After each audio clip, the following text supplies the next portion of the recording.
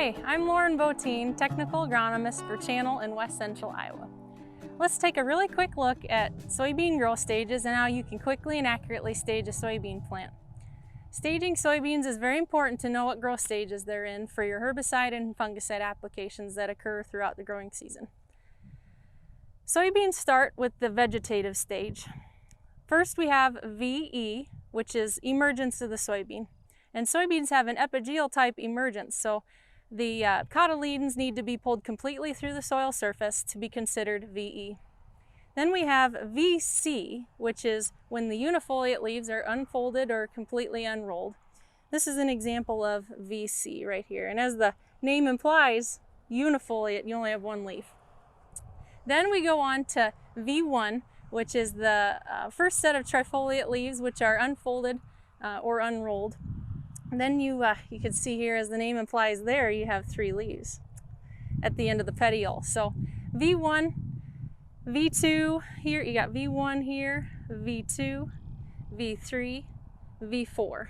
This V5 isn't quite unrolled all the way. I don't know if I'd consider that V5 quite yet. But you simply add a new set of trifoliates each time, and we'll eventually get to the reproductive stages, and that's indicated by the letter R. R1 is considered the beginning of full flower, and this plant isn't flowering yet, but you'll see a flower at any one of these nodes to be considered R1. Then you get to R2, which is considered full flowering, and you'll be looking for an open flower at any one of the 2 uppermost nodes. And once you get to beginning of pod growth, that's when we got to get a little technical here and get your ruler out for this one. R3 is considered the beginning of pod growth, and you will observe pods that are 3/16 inch at one of the 4 uppermost nodes with this stage. R4 is full pod, where pods will be at least 3/4 inches long at one of the 4 uppermost nodes. R5 is the beginning of seed growth inside the pod. And this growth stage is when seeds within the pod are at least 1/8 inches long at one of the 4 uppermost nodes on the main stem of the plant. Then you get to R6, which is considered full seed, where a pod containing a green seed that fills the pod is at least at one of the 4 uppermost nodes on the main stem.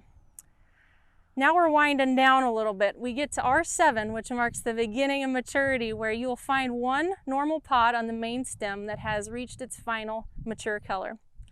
Then we get to R8, which marks full maturity, where you'll have 95% of the pods that have reached their true mature color.